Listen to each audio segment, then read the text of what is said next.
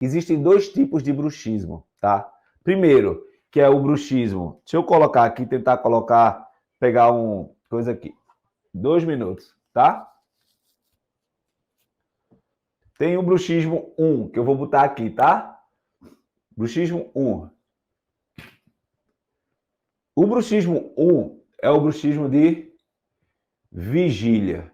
Vou colocar aqui com V. O bruxismo de vigília que você precisa entender é o bruxismo do dia a dia. É o bruxismo diurno. Ou seja, ele está muito relacionado às ações do dia, ao que eu vou fazer no dia, a um trabalho para entregar, a uma entrevista para fazer, a uma atividade do dia, tá? E isso traz voluntária ou involuntariamente, mas não do nível do subconsciente, onde você consegue até mesmo controlar, o seu paciente consegue até mesmo perceber, tá? E dentro desse processo é um nível de bruxismo, de percepção e de controle maior pelo paciente, pelo indivíduo. Ou seja, é algo extremamente mais fácil de você controlar, de você conseguir ter estratégias para isso, tá? Então, o bruxismo de vigília é um bruxismo associado com os fatores ambientais, com fatores do meio, com fatores do estilo de vida da pessoa, com o ambiente que ela vive. Entenda uma coisa, uma pessoa que medita, uma pessoa que tem um ambiente agradável, domiciliar, uma pessoa que não vive no trabalho com muita cobrança, ela tende a ter mais bruxismo ou pouco bruxismo? Coloca aí nos comentários que eu quero saber de vocês. Mais ou pouco bruxismo? Em detrimento do outro ponto, uma pessoa que tem uma meta a bater, por exemplo, um bancário, seu paciente que é bancário, que chega para você com dores nos ombros, tensão cervical. Quem aí tem esse tipo de paciente? Coloca aí, eu tenho.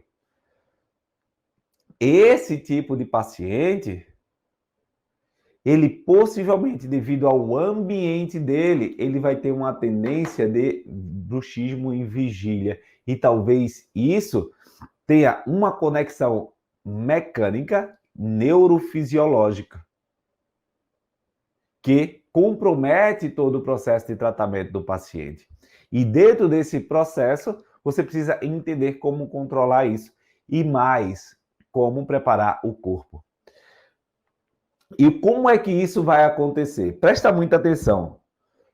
Uma pessoa que tem um nível de comprometimento, de estresse no seu dia a dia, ele tem, consequentemente, um simpático, um nível simpático pouco ativado. O simpático, o que é? É a excitação, é a taquicardia, é a luta ou fuga, é a corrida do corpo para não sofrer por algum risco.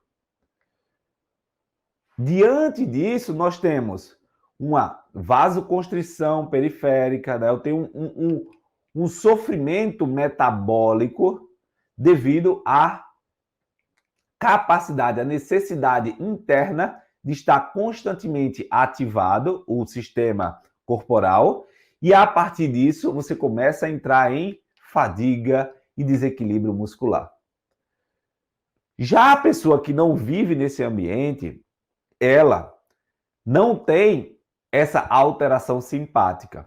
Quando ela não tem alteração simpática, o nível de contração, o nível de tônus dessa musculatura, ele é menor.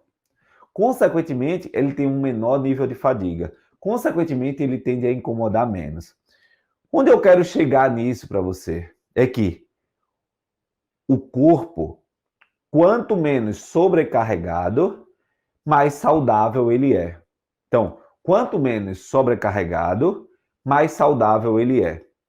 Parece óbvio, mas no bruxismo, muitos de vocês estão errando ou não sabendo tratar por falta dessa ligação, por falta dessa conexão